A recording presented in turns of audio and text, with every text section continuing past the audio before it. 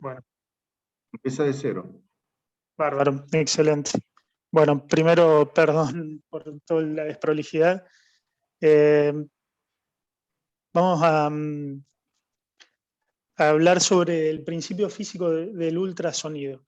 Los objetivos de la charla son 6, son varios objetivos. Es importante primero conocer el concepto de sonido y de ultrasonido, después tener en cuenta cómo se genera el ultrasonido, conocer cuáles son las modalidades de empleo del ultrasonido en la práctica actual, presentar el efecto Doppler y cuáles son sus principales usos, un tema muy importante que es el tema de los artefactos en ultrasonido, y por último, conocer el manejo básico de los equipos de ultrasonido, ver cómo funciona un equipo de ecografía. Un poquito de historia, saber que el ultrasonido empezó a estudiarse y a utilizarse previo a la Segunda Guerra Mundial. Al principio era bastante engorroso, de uso limitado, pero terminó siendo uno de los principales pilares del diagnóstico por imágenes y en la actualidad uno de los métodos de imágenes más utilizados. Vamos a empezar un poquito a conocer qué es el sonido y el ultrasonido. ¿Qué es el sonido? El sonido en realidad es la propagación de una onda mecánica a través de un medio molecular elástico. Cuando tenemos en cuenta y pensamos en el sonido, pensamos en una onda de energía mecánica que se va transmitiendo a través de la materia y que va produciendo dos fenómenos que son el fenómeno de compresión y de rarefacción. Esas ondas de ultrasonido o de sonido se van a empezar a propagar a través de un medio físico, un material o interfase, y van a ser transmitidos en forma de una onda sinusoidal, que es la imagen que estamos viendo. Esa onda sinusoidal es el resultado de la propagación del sonido a través de la materia. Cuando vemos esa onda de propagación, tenemos que tener en cuenta que esa onda tiene una longitud de onda, que es la distancia que hay entre dos puntos correspondientes de la curva, que tienen un periodo que es el tiempo que tarda en completar un ciclo esa onda, y que tiene una frecuencia que es la cantidad de ciclos completos por unidad de tiempo. Tengan en cuenta que la frecuencia y los periodos son inversamente proporcionales. A medida que sube la frecuencia, los periodos bajan y viceversa. En cuanto a la frecuencia del sonido y la frecuencia acústica, recuerden que se miden en hertz, y un hertz es igual a un ciclo por segundo. Si tenemos en cuenta que depende de la frecuencia, vamos a tener infrasonido, el sonido audible, el ultrasonido y la ecografía. El infrasonido es el sonido que tiene una frecuencia inferior a 10 ciclos sobre segundo. Esto es inaudible para el ser humano. Después tenemos el sonido audible, que es el que podemos escuchar nosotros, que está entre 20 y 20.000 ciclos sobre segundos. El ultrasonido, que es superior a 20.000 ciclos sobre segundo, que es inaudible para el ser humano. Y la ecografía, que utiliza entre 1 millón y 20 millones de ciclos sobre segundos, o lo que se denomina 1 a 20 megahertz. ¿Cómo tenemos que tener en cuenta dos cosas fundamentales en cuanto a la producción de los ultrasonidos?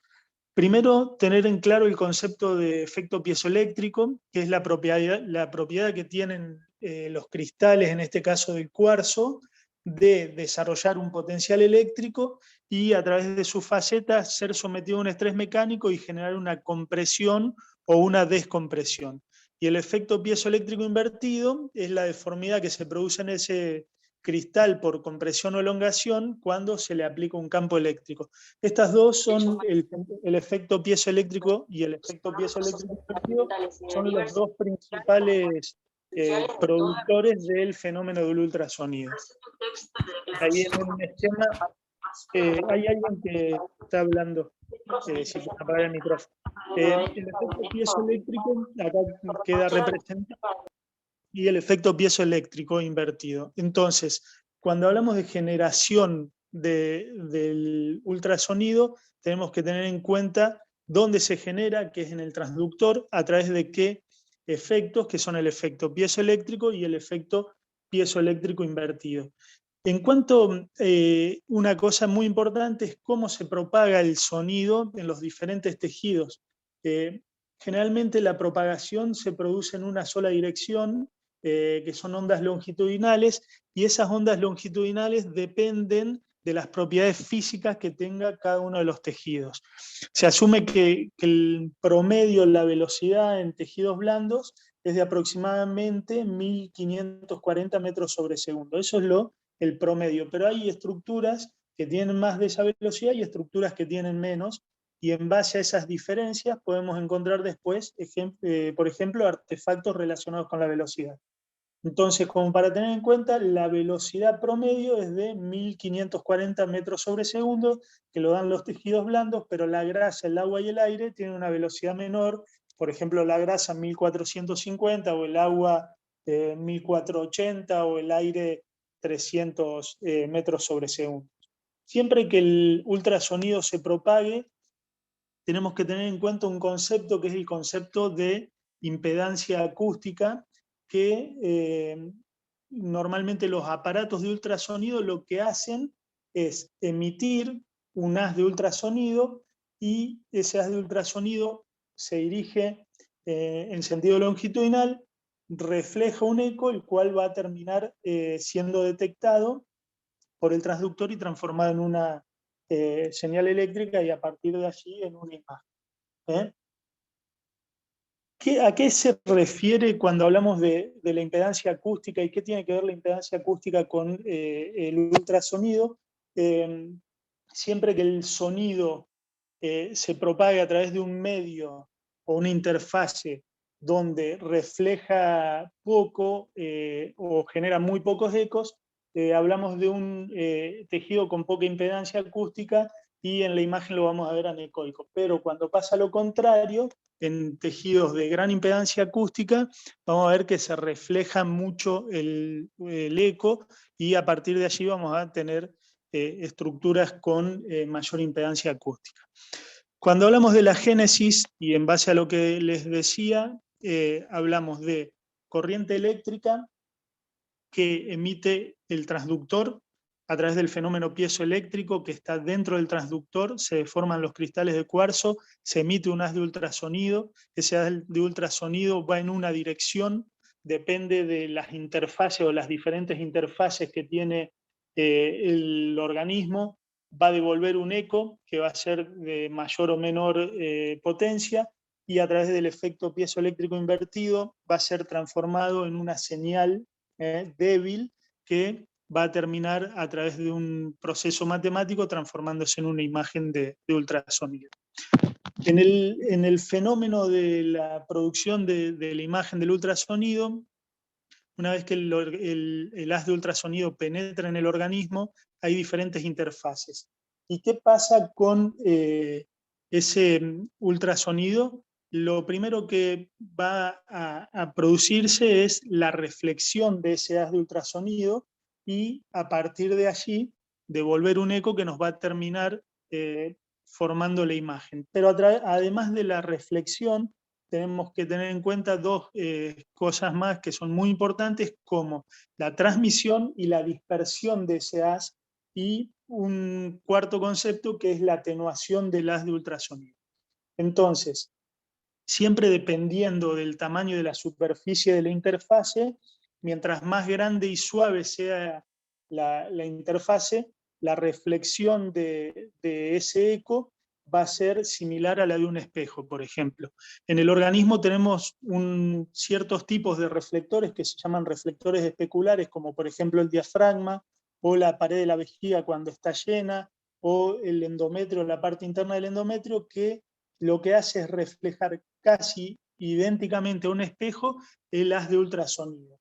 ¿Qué pasa con la refracción? ¿A qué hablamos con refracción? Hablamos cuando esa dirección de la onda pasa por un tejido de velocidades diferentes, y puede ser mayor o menor la velocidad, y a partir de allí el ángulo, en lugar de reflejarse, se refracta, o sea, cambia la dirección. Y a partir de allí puede haber dispersión del haz de ultrasonido.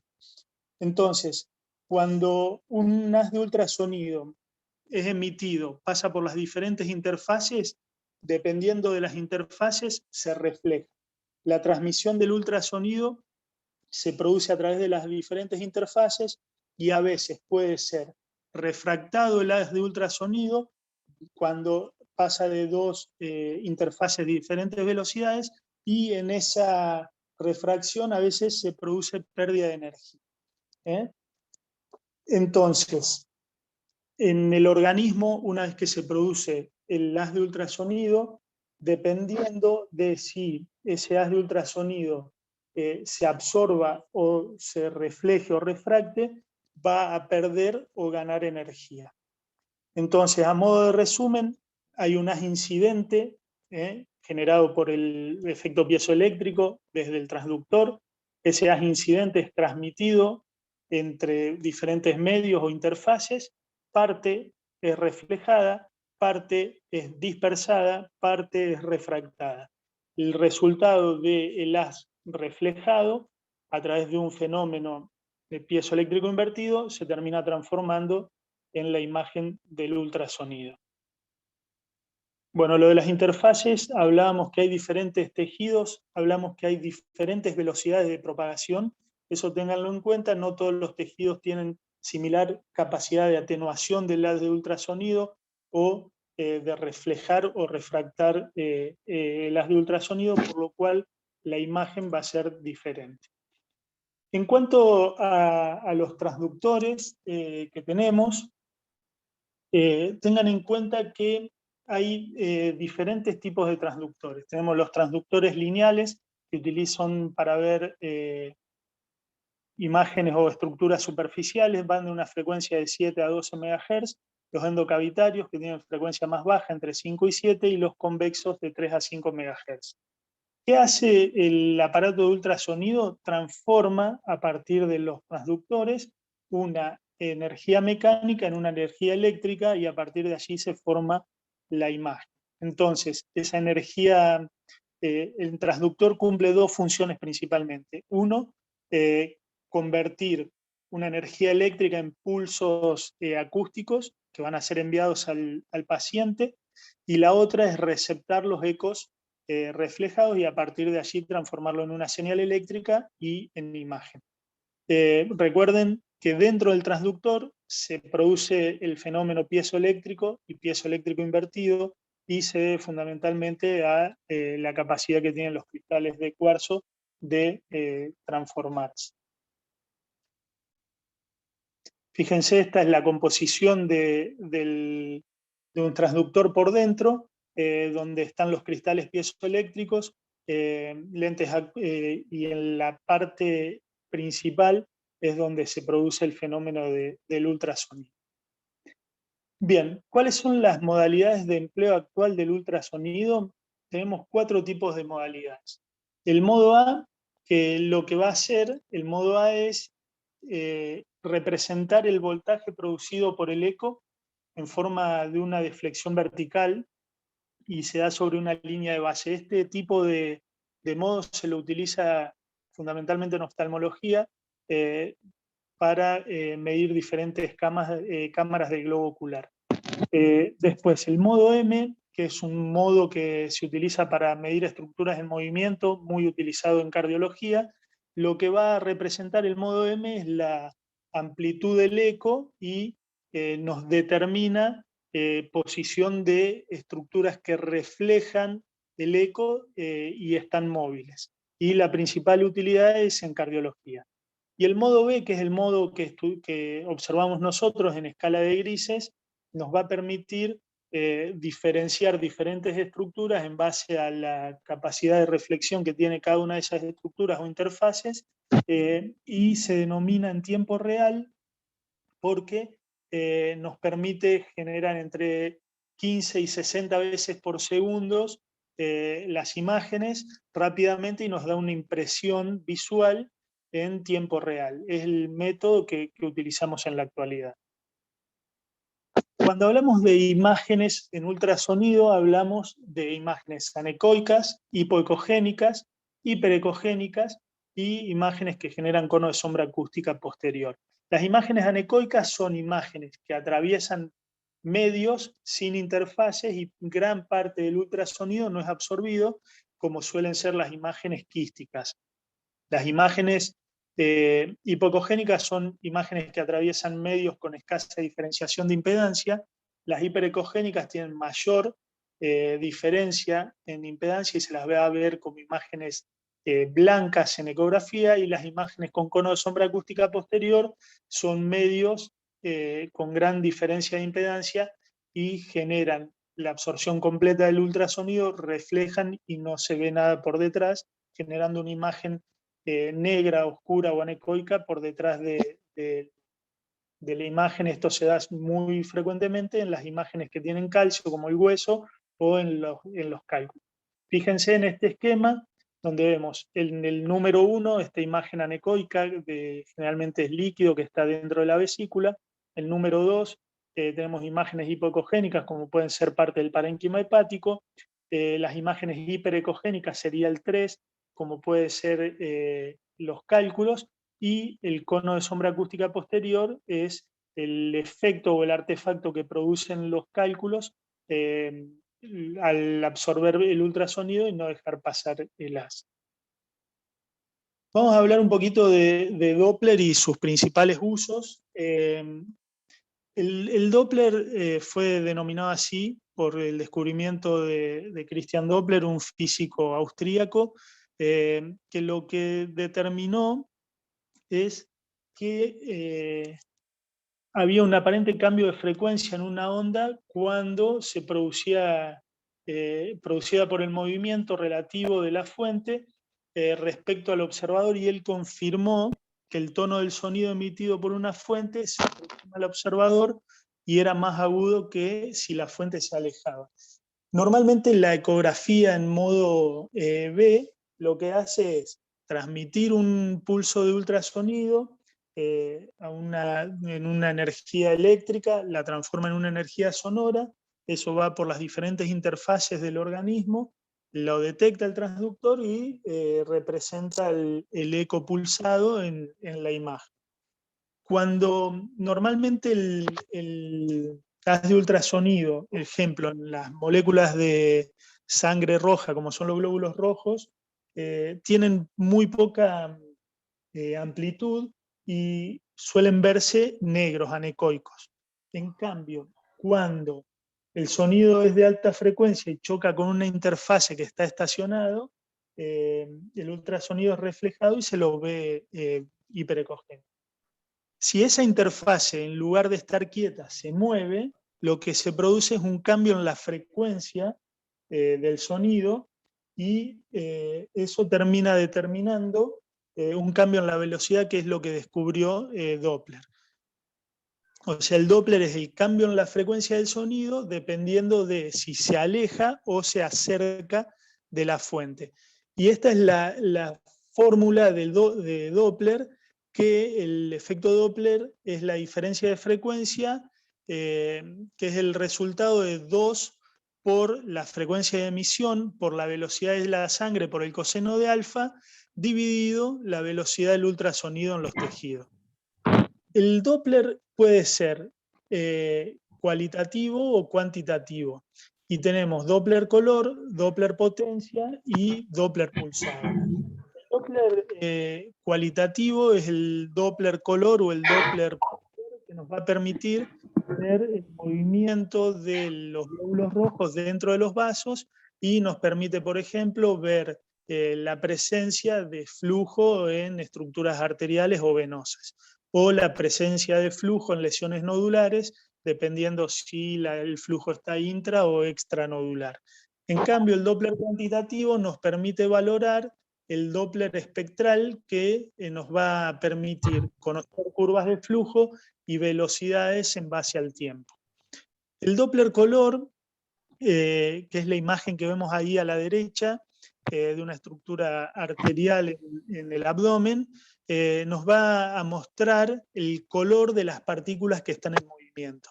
Ese color puede ser mucho más intenso y van a ver a la izquierda un código de colores que mientras más intenso es el color, significa que la velocidad es mayor. Y se determina en rojo o en azul, o en el color que ustedes quieran, si la velocidad es mayor será mucho más rojo, si es menor el rojo se va a degradar y viceversa, y nos va a permitir ver si el flujo se acerca o se aleja del transductor. ¿Cómo lo determinamos eso? Viendo, por ejemplo, en este caso, si el flujo se acerca o se aleja dependiendo del color y la estructura del vaso. La velocidad depende del brillo, mientras más brillante, más alta la velocidad.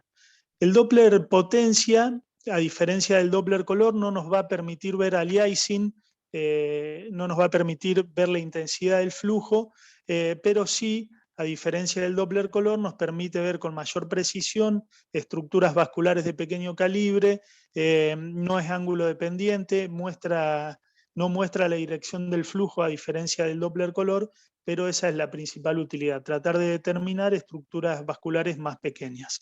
Entonces, nos permite, por ejemplo, evaluar procesos inflamatorios en las articulaciones de la mano, el Power Doppler de articulación de las manos, nos permite ver estructuras muy pequeñas o microvasculatura en nódulos tiroideos o estructuras, o ver la vascularización en nódulos hepáticos, etc. El Doppler espectral sirve, y la principal aplicación es para evaluar flujos arteriales. Se puede evaluar flujo venoso también, pero la principal utilidad que tiene el Doppler espectral o el Doppler pulsado es la evaluación de estructuras vasculares como las arterias carótidas, las arterias vertebrales. Se puede utilizar para evaluar aorta, arterias ilíacas, todo lo que es ecodoppler arterial de miembros inferiores, el estudio Doppler de la vascularización digestiva, y en base a eso determinar si hay alteraciones en el tipo de curva de flujo dependiendo qué estructuras irriga ese vaso, y si hay áreas de estenosis focal que nos van a permitir ver cambios en este tipo de estructura que se ve ahí en la imagen, que es la curva típica del Doppler pulsado, en este caso un Doppler de una arteria carótida, donde vamos a tener una ventana acústica, una porción ascendente que representa la sístole y una porción descendente que representa la diástole. En este caso, fíjense, tenemos el flujo en una arteria, que es un flujo pulsátil, que puede ser de alta o de baja resistencia. Los flujos de alta resistencia tienen diástole invertida y son muy pulsátiles, en cambio los de baja resistencia son poco pulsátiles y la diástole es positiva, en tanto que en las estructuras venosas el flujo es continuo, como puede ser, por ejemplo, en las venas safenas cuando se hacen Doppler de miembros inferiores, o en las venas femoral común cuando se intenta determinar trombosis, o en el flujo hepático venoso. Vamos a hablar de un tema muy, muy importante, que es el tema de los artefactos en el ultrasonido. ¿Conocer los artefactos es importante? Sí. ¿Por qué? Porque saber cómo son los artefactos en el ultrasonido nos puede permitir primero conocerlos y después evitar errores en la interpretación de las imágenes, y a veces los artefactos son muy importantes para determinar un tipo de patología, como por ejemplo determinar aire en un sitio donde no debería estar. Por lo tanto, ¿es importante conocer los artefactos? Sí. Algunos son deseados y otros no deseados. Los no deseados tenemos que corregirlos. ¿Cómo? A través de algunas cosas que ya vamos a ir viendo en el manejo del equipo. Y los artefactos que nos muestran patología hay que conocerlos para saber ante qué tipo de imágenes estamos. Hay artefactos que dependen, algunos del haz de ultrasonido y de la resolución, hay otros que dependen de la velocidad. Vamos a ver parte por parte. Los artefactos que están relacionados con el haz de ultrasonido y la resolución, estos son los 4 más importantes, son el artefacto de espesor de sección, el artefacto de resolución axial, un artefacto que se llama ruido moteado y un artefacto que se llama artefacto de lóbulo secundario. ¿Qué es el artefacto de espesor de sección? En la formación de la imagen de ultrasonido tenemos una cosa que se llama resolución espacial de la imagen, que es lo que nos va a permitir hablar de la calidad de la imagen. Y dentro de esa resolución espacial tenemos una resolución axial, depende de 3 factores: la resolución axial, la resolución lateral y la resolución de elevación. Entonces, este artefacto, que es el artefacto de espesor de sección, se debe a una pobre resolución de elevación. ¿Cómo lo vamos a ver a este tipo de artefacto?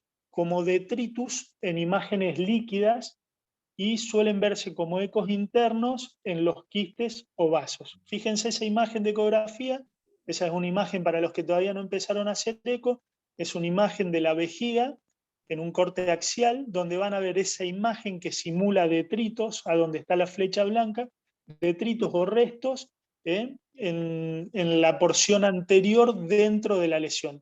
Esto puede producirse también en estructuras quísticas. Después, un artefacto que no altera mucho la interpretación de las imágenes, pero nos puede dar un aspecto granular, es el artefacto de ruido moteado, y se debe a que se producen interferencias acústicas que van a dar una apariencia granular a la imagen. ¿Cómo se modifica esto? Utilizando los armónicos del equipo. Y la relevancia clínica que tiene este artefacto, que no es demasiado, es degradar un poco la resolución espacial y de contraste que tienen las imágenes y dar un aspecto granulado a los tejidos. Fíjense, esta imagen tiene que estar aumentada en zoom, cómo le da un aspecto granular, en este caso, a la pared de la vesícula, o un aspecto granular a la pared del hígado. La imagen no es tan homogénea. ¿Esto modifica la interpretación de las imágenes? Generalmente no, pero sí modifica la calidad de la imagen que hacemos y que la calidad de la imagen que le mandamos al médico derivante y al paciente.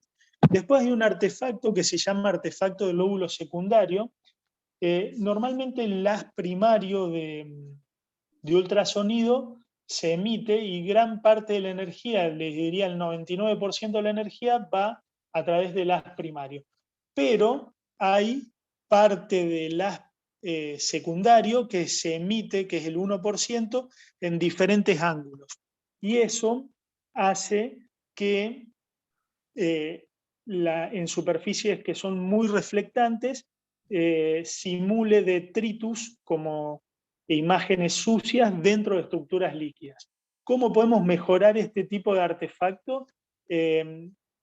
Modificando la ganancia del ecógrafo, disminuyendo la ganancia, se borra ese artefacto, o cambiando el ángulo desde donde estamos incidiendo, o usando muchas ventanas para ver una misma estructura.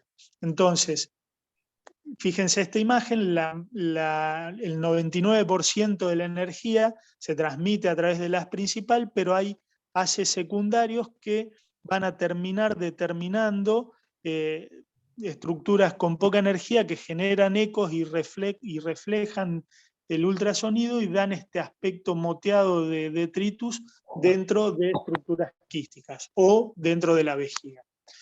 Entonces, tengan en cuenta estos 3 tipos principales de artefactos que están relacionados con el haz. Este del artefacto del lóbulo secundario, que uno lo ve con bastante frecuencia. Acuérdense, modificar la ganancia, bajar la ganancia para que no brille tanto la imagen y podamos evitar ese artefacto. El artefacto del ruido moteado, que es el aspecto granular de muchas estructuras, utilizando los armónicos, y el artefacto de espesor de sección, también modificando los armónicos. Vamos a hablar de otros tipos de artefactos, que estos sí son bastante frecuentes, que están relacionados con la ubicación. Dentro de estos artefactos tenemos la reverberancia, con dos subtipos de artefactos, como son el artefacto de cola de cometa y el artefacto en anillo. Después tenemos otro artefacto que se llama artefacto de imagen en espejo. La refracción, que da dos tipos de artefactos, el artefacto fantasma y el sombreado de bordes. Después tenemos un artefacto que se llama velocidad de artefactos sonoros y la ambigüedad de rango. ¿Qué es la reverberancia y cuándo se produce? La reverberancia se produce cuando el haz de ultrasonido encuentra dos interfaces que son altamente reflectantes y están en paralelos. Ahí se produce la reverberancia. ¿Cómo podemos modificar o cambiar la reverberancia? Usando los armónicos, disminuyendo la ganancia y usando múltiples ventanas. Y clínicamente, ¿cómo nos vamos a dar cuenta de la reverberancia? Primero porque es un artefacto no deseado, modifica la imagen y lo que genera es detritus en imágenes quísticas, pero a veces la reverberancia puede ser útil para buscar aire en sitios anormales. ¿Qué pasa con la reverberancia?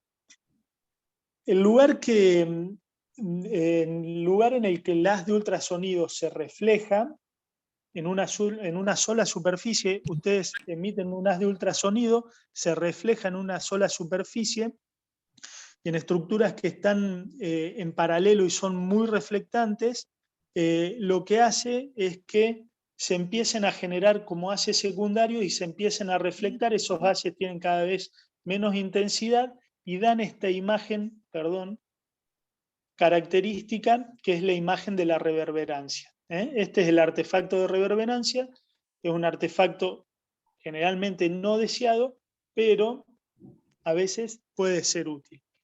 Dijimos que había dos tipos de artefactos dentro de la reverberancia. Uno es el artefacto de cola de cometa, que se da por las dos interfaces altamente reflectantes que están muy cercas entre sí, y lo vamos a ver en dos tipos de imágenes.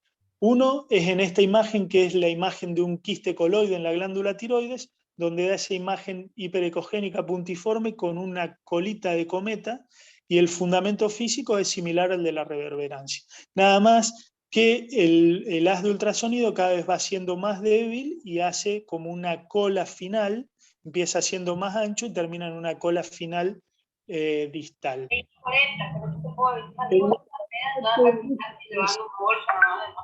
Perdón, alguien, si pueden apagar el micrófono. El artefacto de anillo es otro tipo de artefacto por reverberancia y el fundamento físico es diferente al artefacto en cola de cometa. Acá lo que se producen son vibraciones resonantes dentro de burbujas de aire. Fíjense el esquema, las vibraciones se producen dentro de las burbujas de aire y dan esta imagen característica. Este artefacto de anillo es muy importante porque nos puede mostrar patología donde ubicamos aire en sitios que no debería haber.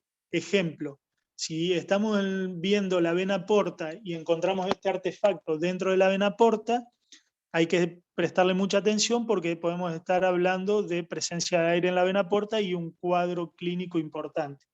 O si en el peritoneo nos hace este tipo de artefacto en anillo, como se ve acá, esta cola posterior con una imagen hipoecoica alrededor, podemos estar en presencia de un hemoperitoneo. O si tenemos una colección abscedada y dentro de esa colección tenemos este tipo de artefacto, podemos asegurar de que hay burbujas aéreas dentro de ese absceso. Por lo tanto, el artefacto de anillo, que es un tipo de reverberancia, es un artefacto que nos puede aportar mucha información necesaria para el diagnóstico de los pacientes. Otra cosa que nos puede permitir este artefacto en anillo es ver aire en estructuras que debería haber aire. Ejemplo, estamos ante un caso de sospechando una diverticulitis aguda y dentro de las estructuras digestivas que estamos estudiando vemos el artefacto en anillo, nos quedamos tranquilos de que hay circulación de la columna aérea, o si están sospechando una apendicitis y logran localizar el apéndice y el apéndice realiza este tipo de artefacto, significa que hay aire dentro del apéndice y que no tiene una colección. Bueno, otro tipo de artefacto, que este es un artefacto que se da en estructuras que son muy reflectantes, como por ejemplo el diafragma, se llama artefacto de imagen en espejo. ¿Qué pasa? Acá el haz de ultrasonido va directamente y encuentra una superficie muy reflectante como el diafragma, y en su regreso hacia el transductor logra detectar una lesión, por ejemplo, en el hígado. Este es el artefacto que más se produce en la presencia de estructuras nodulares que están muy cerca del diafragma. ¿Cómo podemos modificarlo a este artefacto? Reduciendo la ganancia, usando ventanas, cambiando la ventana, viendo a través de la región intercostal o modificando el ángulo de insonación. Y la imagen que se produce, fíjense en la imagen del medio, es una lesión nodular, el diafragma, que es una estructura sumamente reflectante, y la imagen en espejo en la base del pulmón. Entonces el haz de ultrasonido incide directamente sobre el diafragma, que es una estructura muy reflectante, parte vuelve hacia el transductor, pero hay ecos que van y detectan una lesión, y se genera la imagen en espejo del otro lado del diafragma. Para ir terminando con los artefactos, por la ubicación vamos a hablar de la refracción. La refracción es el fenómeno por el cual una onda de ultrasonido entra en una interfase con diferentes velocidades y cambia la dirección. Tenemos dos tipos de artefactos relacionados a la refracción: el artefacto de imagen fantasma y el artefacto de sombreado de bordes. El artefacto de imagen fantasma se da mucho en la exploración de la pared abdominal o de la pelvis, donde tenemos la interfase entre estructuras musculares, como pueden ser los rectos anteriores del abdomen, y la grasa de la pared abdominal.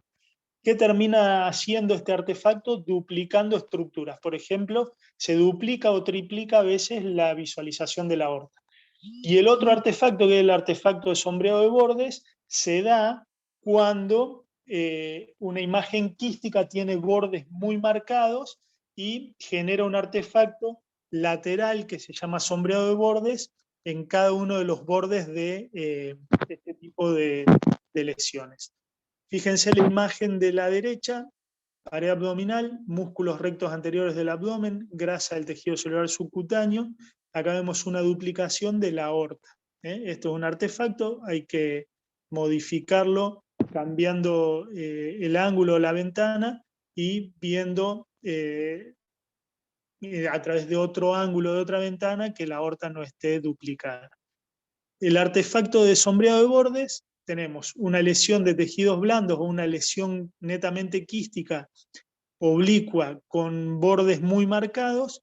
El haz de ultrasonido, por los cambios en las interfaces y en las velocidades de las interfaces, genera esta refracción con esa imagen que genera dos líneas que van paralelas en sentido posterior, como una imagen anecoica que aparece mucho en las estructuras quísticas y nos permite muchas veces hacer diagnóstico de lesiones.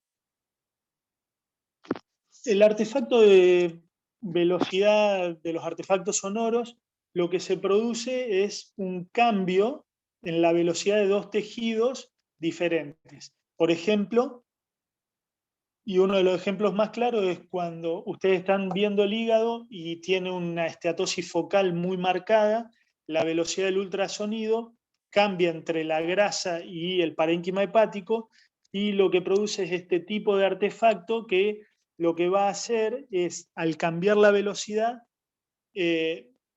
mostrarnos una imagen mayor, de una imagen que aparece, o más lejos o más cerca, dependiendo si la velocidad es mayor o menor.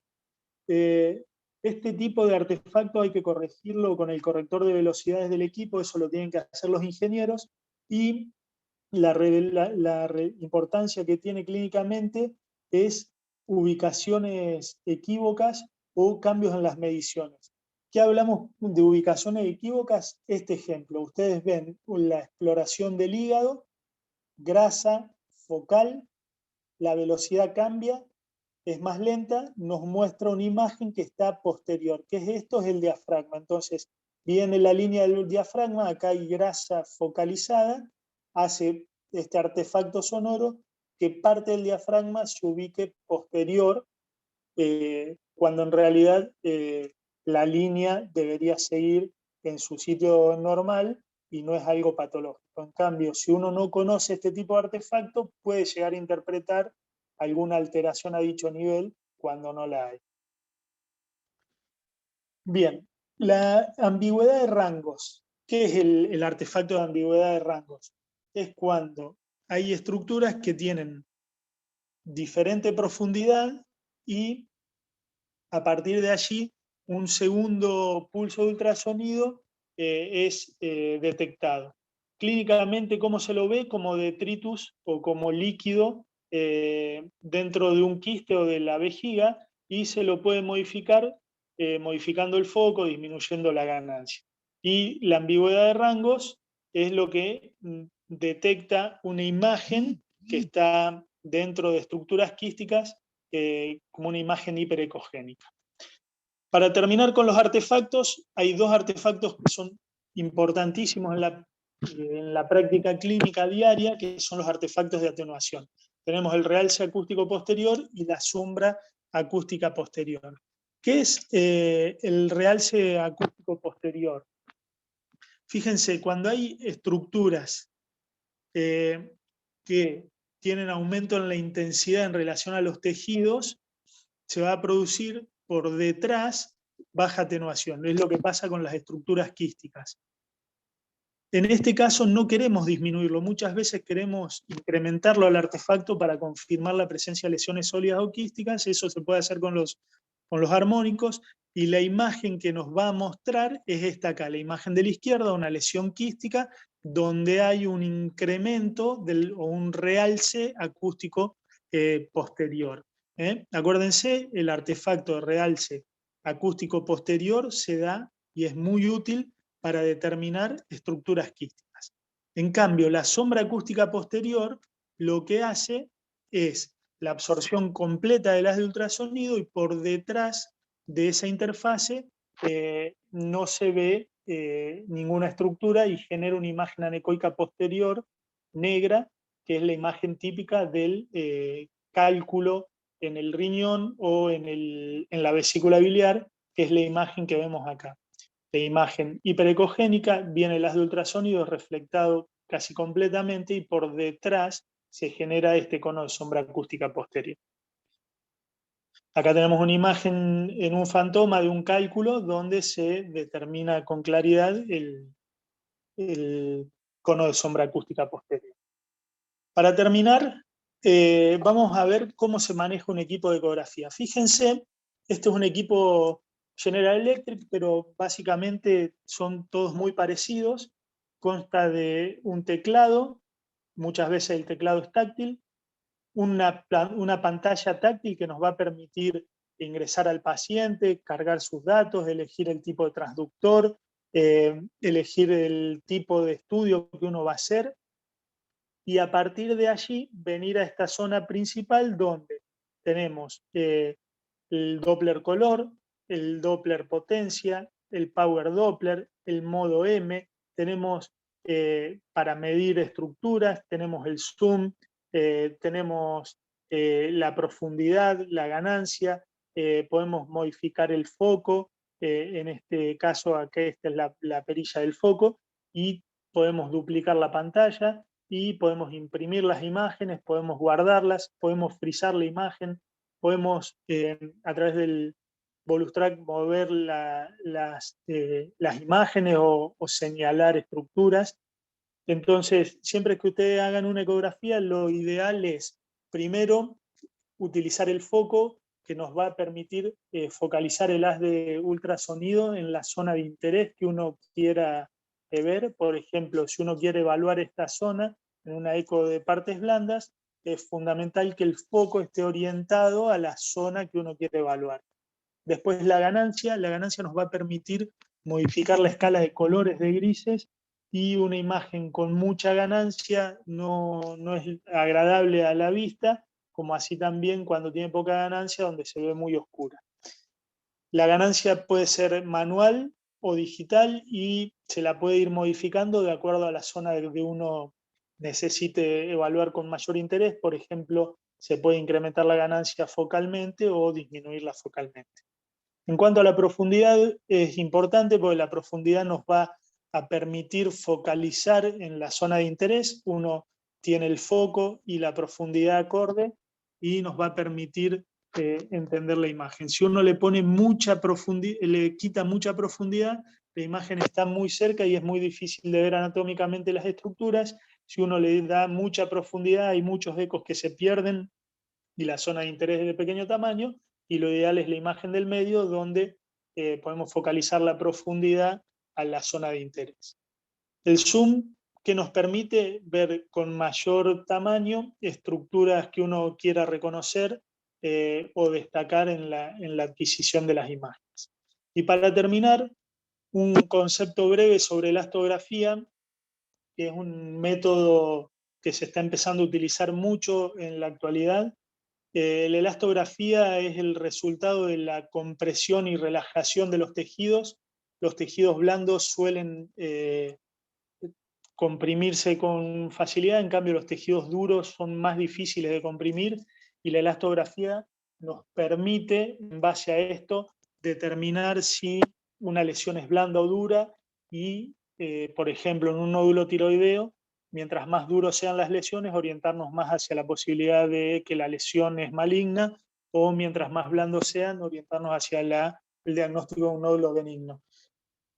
También las utilidades que tiene la ecografía son múltiples. Se puede utilizar en mama, se puede utilizar en tiroides, se puede utilizar en partes blandas, se puede utilizar en próstata. Si bien no es el método ideal, se está empezando a utilizar en próstata.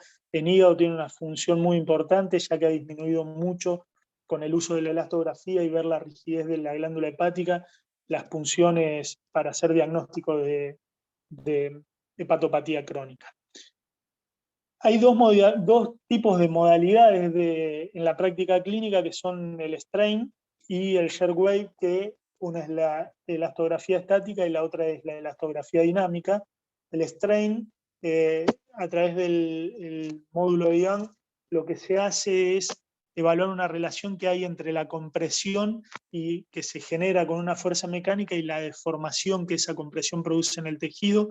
Lo hace directamente el equipo. No depende del médico que realiza, depende del médico que realiza el estudio, porque hay que ejercer una presión significativa sobre el nódulo, lleva una curva de aprendizaje bastante marcada, hay que hacer muchas elastografías para encontrar la forma de presionar adecuada y en base a eso determinar el patrón elastográfico. En cambio, el shear wave es más fácil de realizar porque lo realiza el equipo. Se le pide, ejemplo en la tiroides, se le pide al paciente que no trague, que no respire, y el equipo directamente calcula la elastografía. Recuerden que se miden pascales, en este caso en kilopascales, es la unidad de medición que tiene la elastografía, y es lo que está muy de moda ahora en la actualidad, y es el paso más allá que ha aportado la ecografía en el diagnóstico de múltiples patologías, fundamentalmente en la patología tumoral. Para terminar, y pidiendo disculpas por todos los inconvenientes, vimos qué es el sonido, cómo se genera el ultrasonido. Las modalidades, recuerden que nosotros los especialistas en diagnóstico por imágenes usamos el modo B en tiempo real. Muy importante el tema de los artefactos en ultrasonido. Si pueden, repásenlos, conózcanlos, empiecen a prestarle atención cuando realizan ecografías, y una vez que los detecten, traten de corregirlos modificando la ganancia, cambiando el ángulo, modificando la ventana. Utilicen el Doppler y vean las funciones que tiene el Doppler, que son muy importantes para evaluar estructuras en movimiento, toda la patología vascular que podemos ver con la ecografía. Y tengan en cuenta la elastografía, que es un método que se viene, que es muy importante y que va a ser utilizado cada vez más en múltiples modalidades en diferentes órganos. No sé si quieren hacer alguna pregunta, si no, aquí terminamos, y los chicos que tengan que realizar el práctico, ahora lo modificamos, son 8:05, lo modificamos para las 8:15.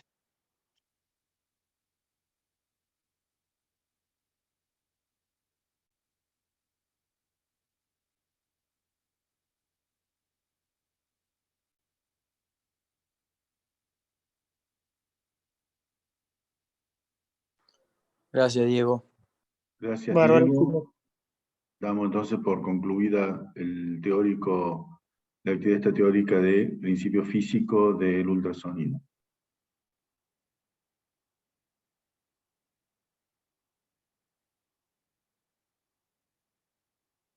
Doc, ahí entro al campus para modificarle el horario. Dale.